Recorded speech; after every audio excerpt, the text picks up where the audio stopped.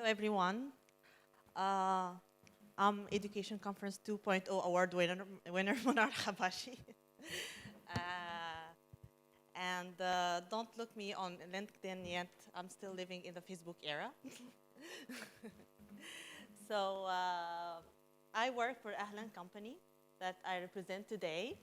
And we teach Arabic for a living in three cities, in Cairo, Alexandria, and Amman. So if you're looking for an Arabic school, you know who to go to. Okay? So I want to start off with a very interesting saying about languages that I heard and I thought it was fascinating. I'll say it in French and then translated. L'italien se chante, l'allemand se crache, l'anglais s'avale, et le français se parle. And the translation is, Italian is sang, German is spit, English is swallowed, and French is talked. And I thought this saying is very fascinating. I don't know exactly who is the author, but apparently it came from a country where all three languages are spoken, or so I think it is, from Switzerland. And I felt a little jealous because as an education marketer for Arabic, I really wanted to put Arabic into perspective. I was thinking everything that has to do with Arabic, and I thought like, so how is Arabic is conceived by others? I mean, if Italian is saying like, how about Arabic? Is it chewed? Is it snored? Is it roared? How is it? So I asked an Arabic student who studies Arabic in Alexandria, and then asked him, Peter, like, what do you feel when you speak Arabic? Like, how do you feel like? And he told me something very interesting, his take on learning languages. He told me that he's a multilingual, also he speaks about 4 or 5 languages. He told me that when he speaks French, he feels like he's engaging the upper part of his head. And that when he speaks Russian, he spends like kind of his belly. And when he speaks English, he speaks it from his throat.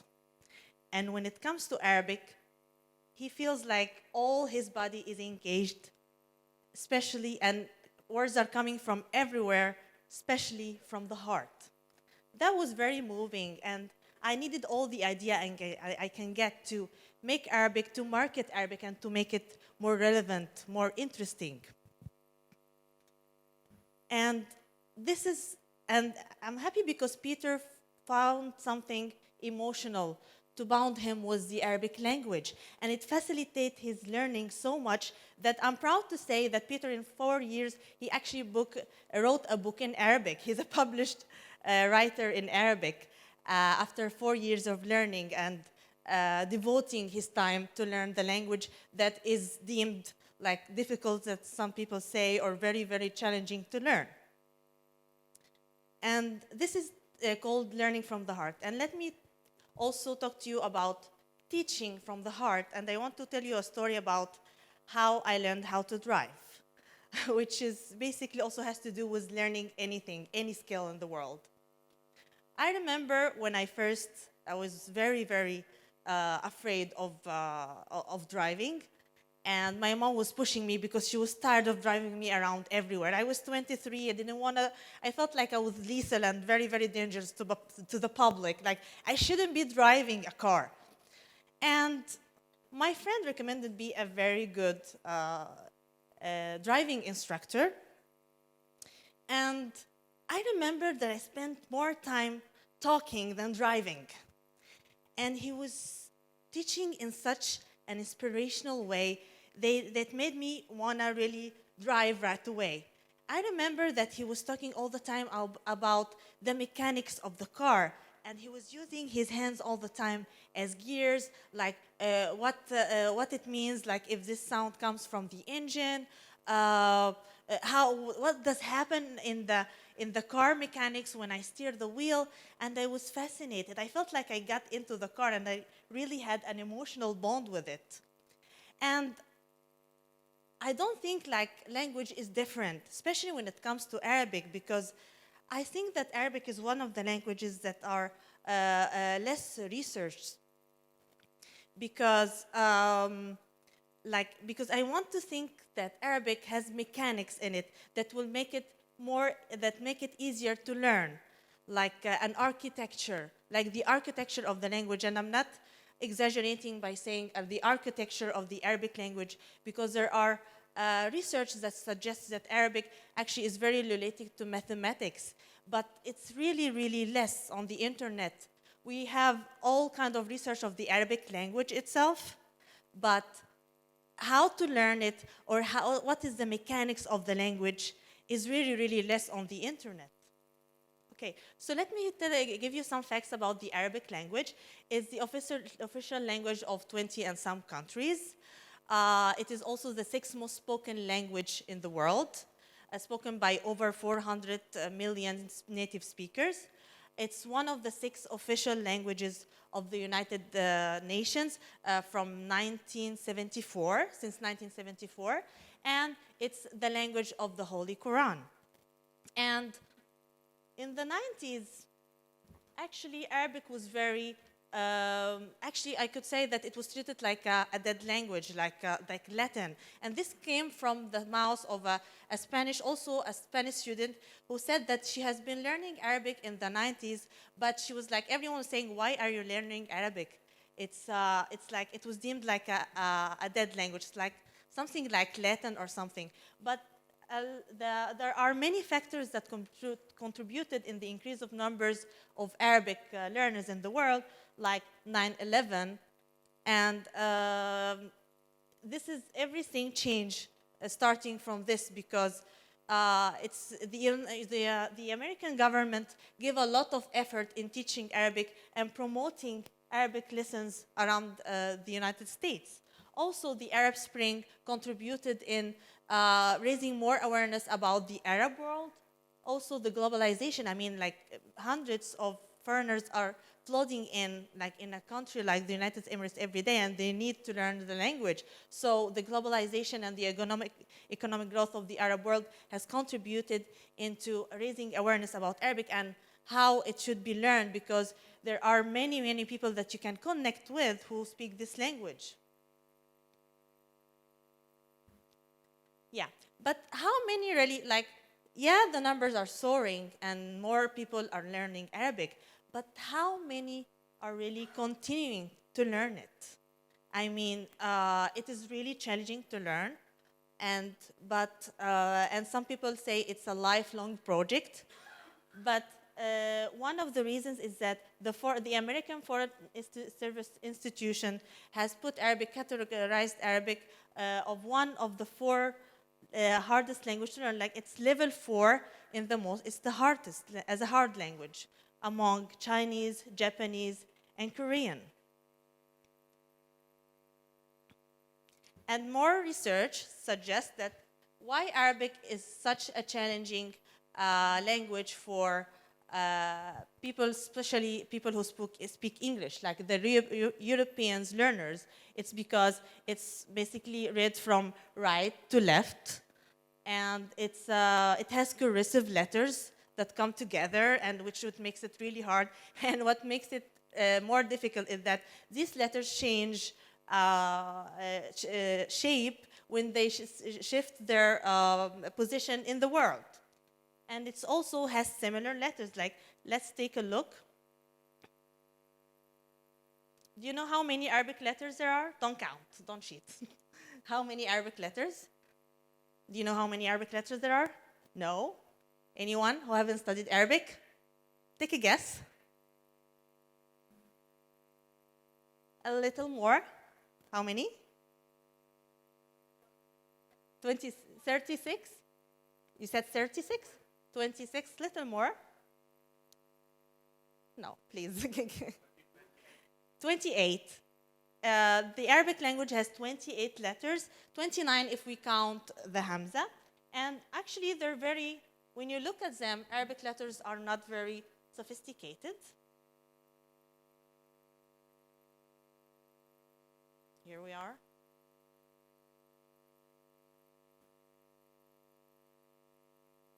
Okay. So they're not very sophisticated. They look very simplified.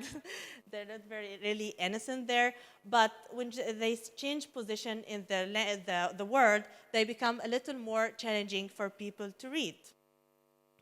And there are also some letters that are differentiated only by a dot. So it makes it sometimes hard for people to conceive, especially, as I said, like European learners. But also, and, and yes, and actually there is a study conducted by the University of Haifa and endorsed by the University of Leicester in the United Kingdom that said that Arabic might be a little challenging for the brain, but not at all impossible to learn. And it's actually, it's very good for the brain because it works as a brain gem, kind of a brain gem. And we all know what languages, how languages are really contributing in increase the mind. Excuse me.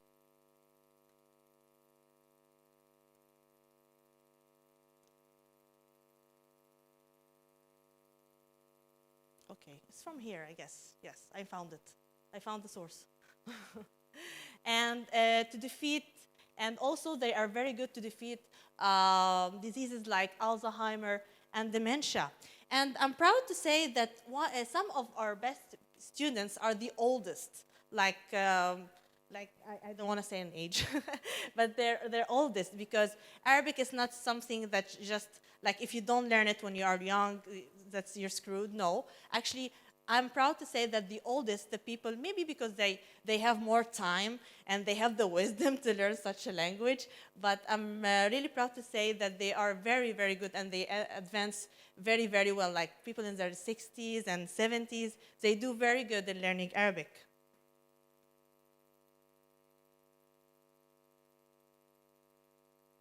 Okay, so let me move now to the artificial brain where Arabic is causing a little pain.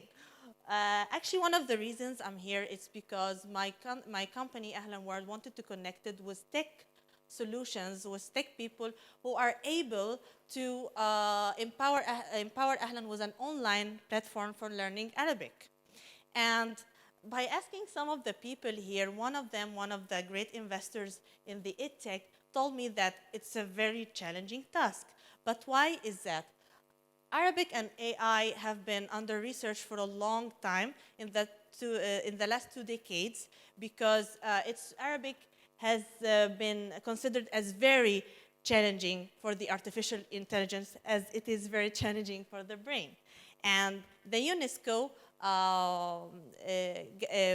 they organized 2 roundtables in 2019 to discuss the role of artificial intelligence in the promotion of Arabic language and the preservation of the Arabic language, and highlighted the artificial intelligence role in promoting cultures by inventing translation tools and learning programs.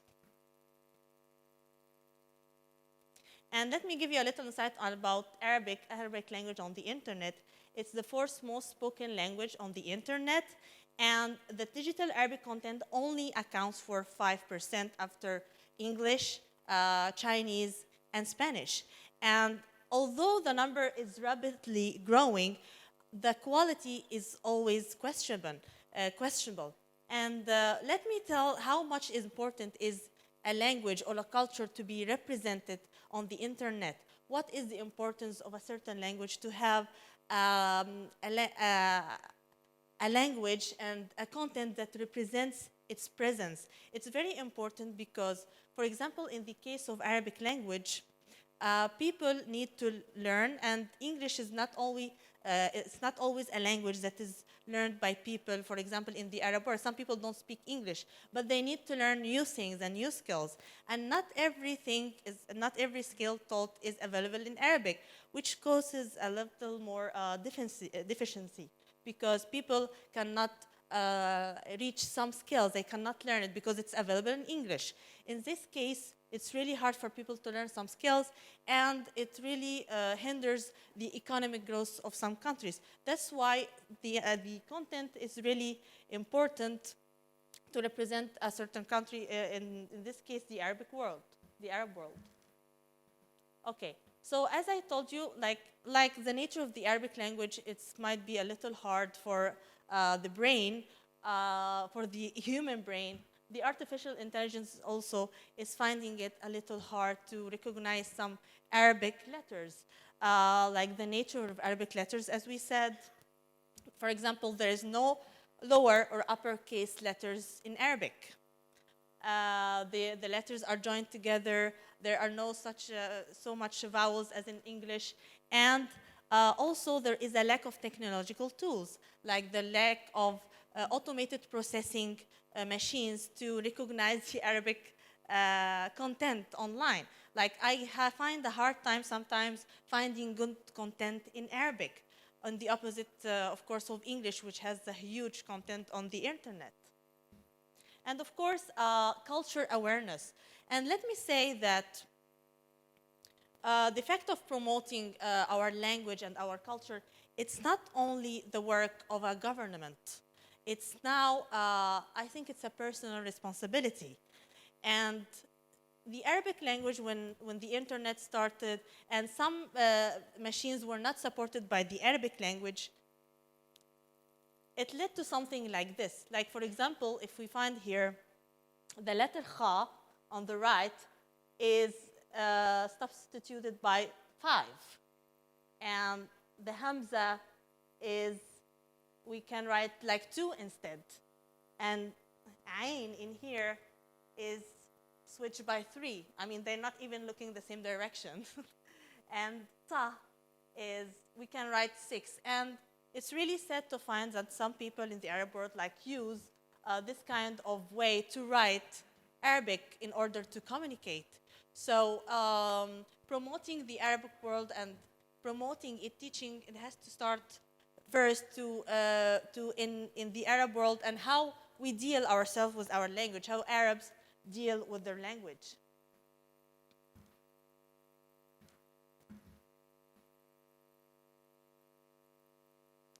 And I believe that the technology need to cope with the language and not the other way around. Like a language deeply rooted in the history like Arabic, you cannot change it in order to cope with technology. It should be the other way around.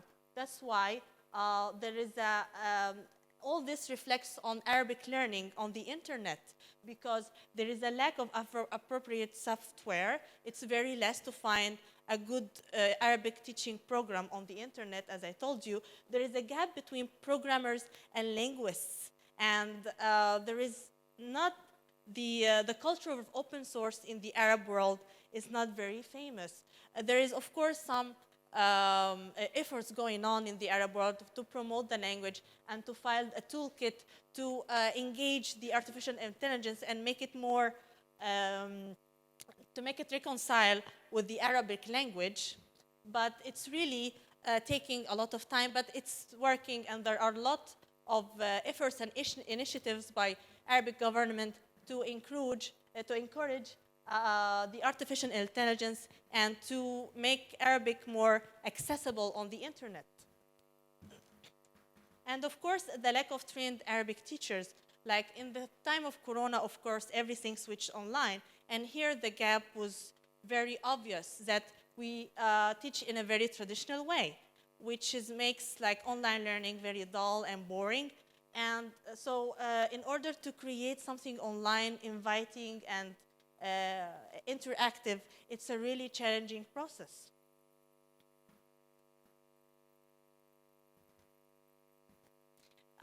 One of also the challenges is the idea of diglossia. Diglossia is a language phenomena where, for example, Arabic has many dialects, and it's spoken in so many dialects. And I think it's fascinating. It's not something that I criticize or anything. On the contrary, like for example, give me an example. So the classic Arabic is called Fusha.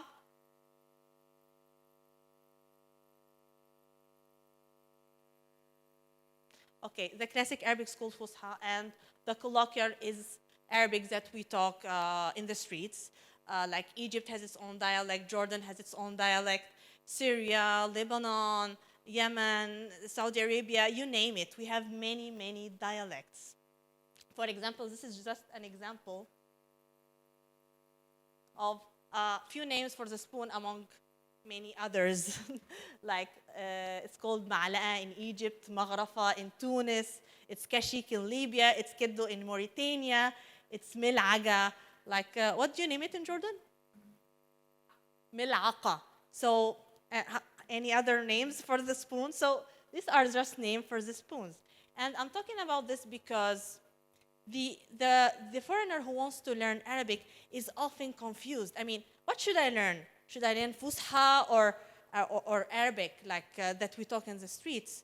They're very, they have a confusion. And the only one who can help with this is the teacher. So the Arabic teacher needs to be ready to cope, to make the Arabic learner cope with the Arabic culture and learn how to manage language. And it's always a good advice to learn both on a good rate, but it's really up to the teacher to make the Arabic learner very prepared to learn the Arabic language. And and I really believe that the Arabic language, before you learn it, you need to learn how to learn it. Some things are like that. You cannot just throw someone in the in the class and tell them that, okay, learn the Arabic language. You need to be prepared emotionally and at least visit an Arabic country. I mean, I get to speak English. I know it's not perfect, but I've never been to the United States or England or any English-speaking country. I've never been there. But in order to learn Arabic, yes, you can learn it online, but at least you need to live some time in an Arabic country because it's not just about the words. It's about how you speak. It's about the expression, the body language, as the Mr. said before. So this is it's important to the teacher to train the Arabic learner how to cope with Arabic and how to understand the mechanics and the dynamics of the Arabic language. One of them is how to deal with diglossia.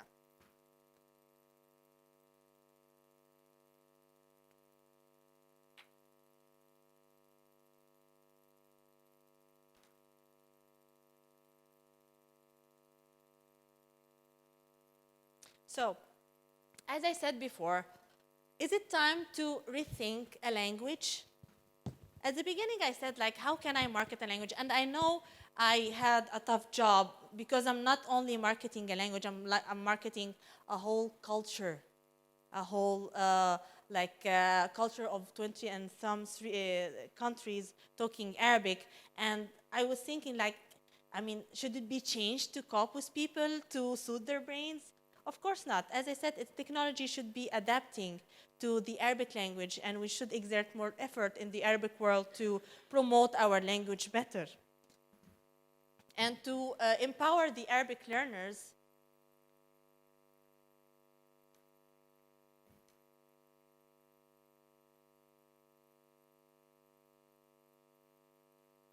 and to know what to teach them, how to teach it, and to use Arabic not just like knowledge and books and grammar and syntax, but use it as a skill, a life skill, and a means of communication. Because I see a lot of teachers who are very passionate about the Arabic language and fascinated about it, but they cannot convey this feeling the student comes out of the class like, why am I learning that? I mean, I won't use that. And so the Arabic teacher needs to teach the learner how to use the language properly and how it will be functioning in his life.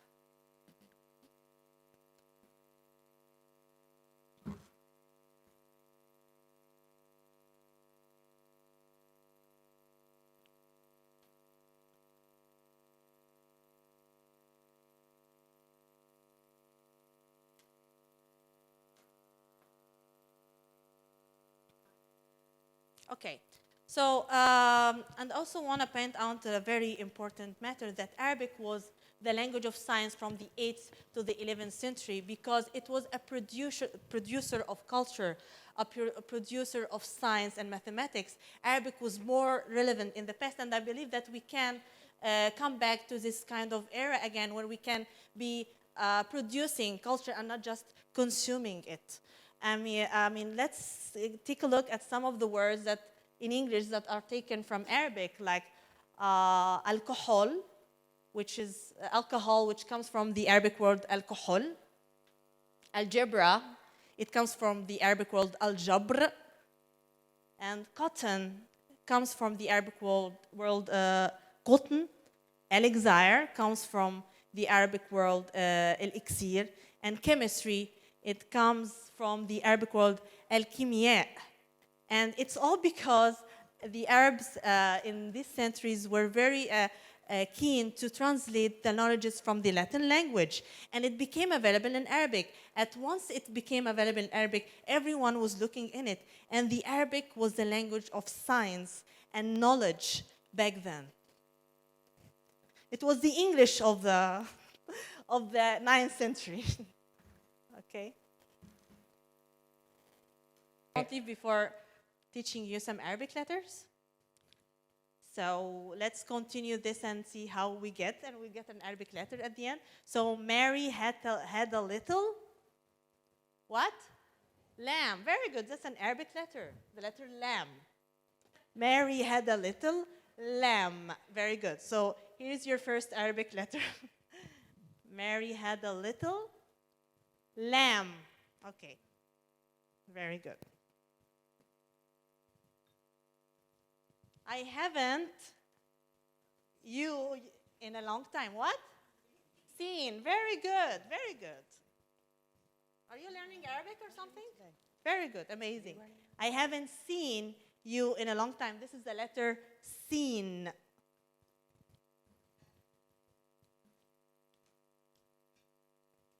I like my after naps. Noon. Very good. Here is the letter noon. The letter noon.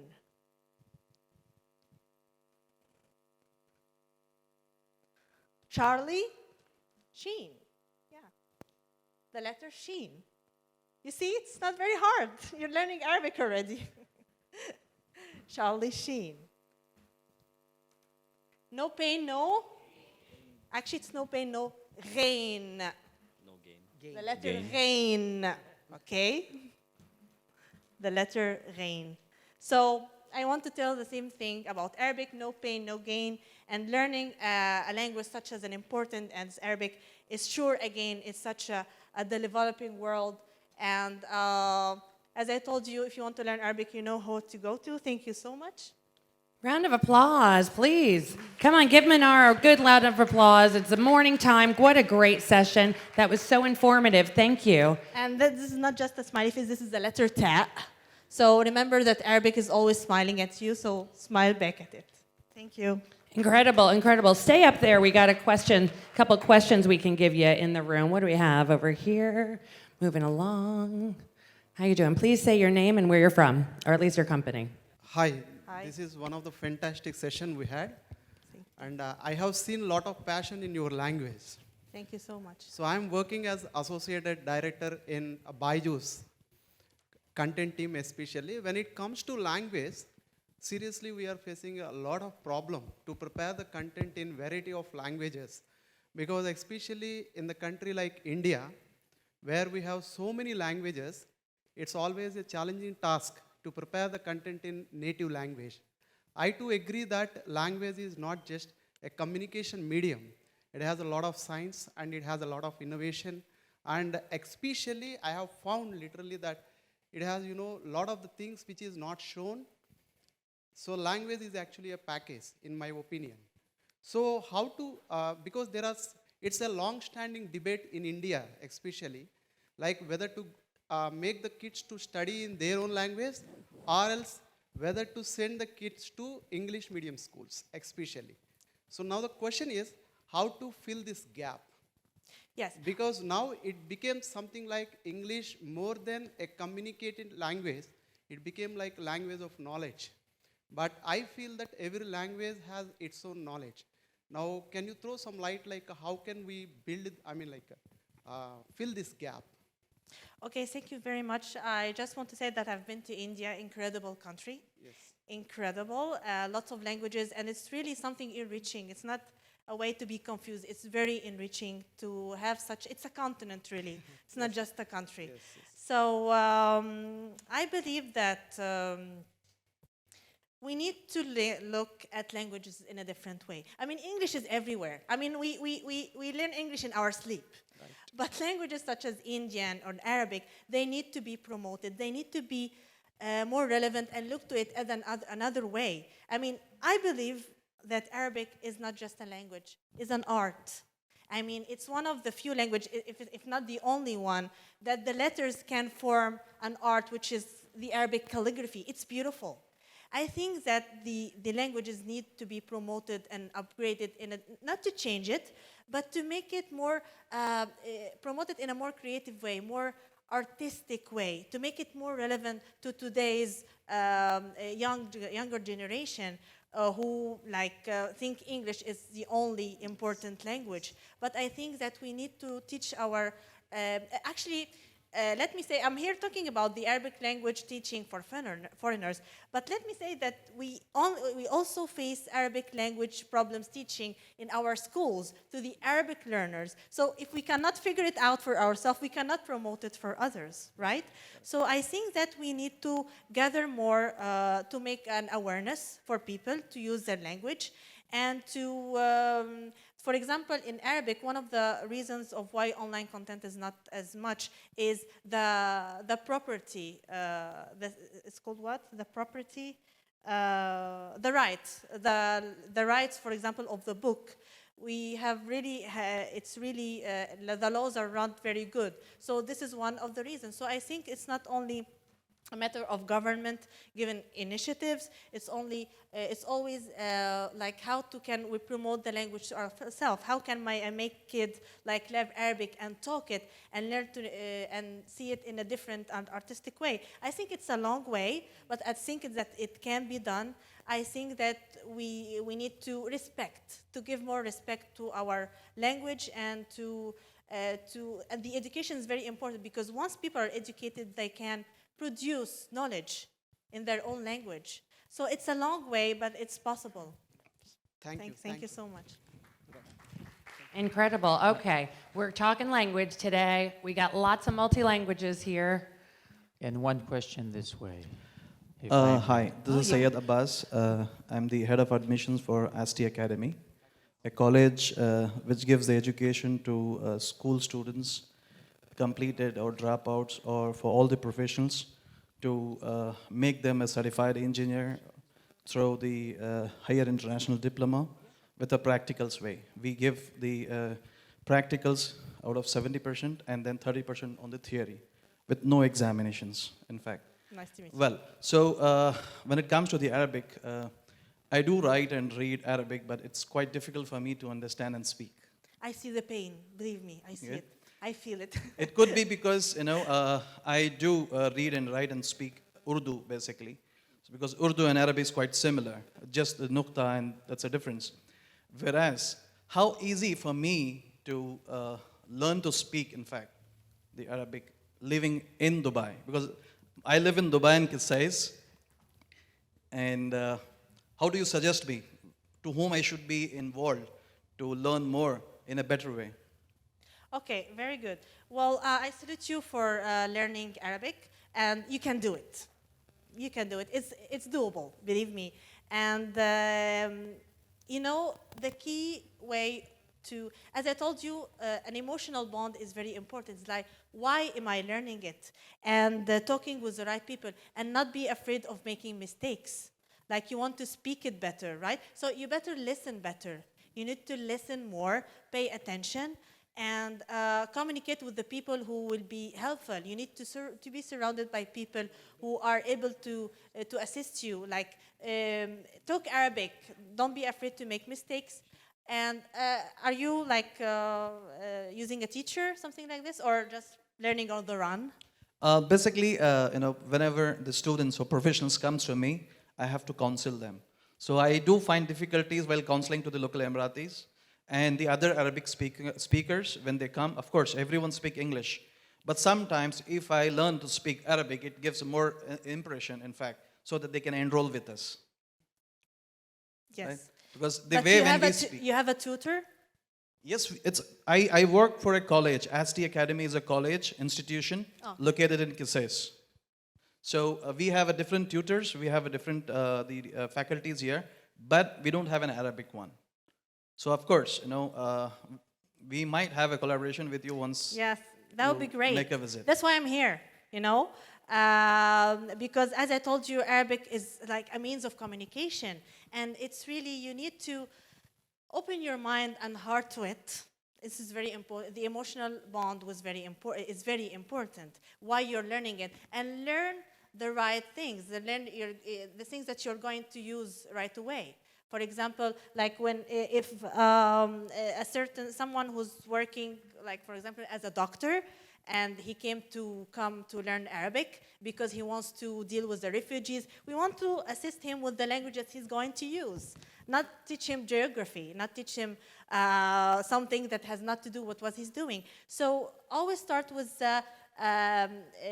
easy things that you can, the greetings, easy things that you can use right away, that you can use in your environment. Don't use something, and also you don't have to start with learning the alphabet right away. Just to encourage yourself and make it easier, learn few words that are easy to pronounce, and then it will come. Listen to a lot of Arabs. I mean, Arabic, we really talk. I mean, if you surround, we are good talkers. We talk a lot. And we talk from our heart, as I say. And I think if you surround yourself with the right people and give it the time, it will work. Yeah, definitely. And we got Shukran, one thank more you. question for you. Thank you for that question. Older people can learn a language faster than kids if they have similar learning environment and supportive environment to learn the language, because they already have some basic background in how a language works. So that's one thing. But my question to you is, are you concerned in the Arabic world about the growth of the popularity of English being used? This is lingua franca. That's wonderful. We can all be here today because we share this language. That's wonderful. However, I can tell you in Thailand, I see more and more graduate students from international schools who can speak Thai, but they can't read and write their own language. And it was just alluded to by somebody else who's coming from a different area. But this is an issue that's happening more and more, and I wonder what's happening there in the Arabic world, because this is what I call subtractive bilingualism, right? We basically replace one language with another, and I don't think there's a real gain there. So what's in place here, and what's the situation? Yeah, thank you for the question. This is an undergoing discussion for decades now. I mean, should we use the Arabic language? Why we are learning this? Why we are going to use like Fusha, which is the classical language used in news and on the internet, most of it. And it's an undergoing discussion. And I suffered in Arabic as a little kid. And I think it's because it's the way of teaching, how you teach it. It's really focusing on, it's like they train you to fail in the language. I don't think Arabic is that hard if you tackle it in the right way. Yes, we have the same, not exactly the same problem, we can write, but there is an ongoing culture that not being good in Arabic is a trend. Oh, sorry, I'm not very good, I don't write very well. And it's really a mindset. Like if you train yourself that, English in the language, and but I think that children, I think it's because of the globalization now. It's like a pot where everything is fused, but they need to learn to stand out.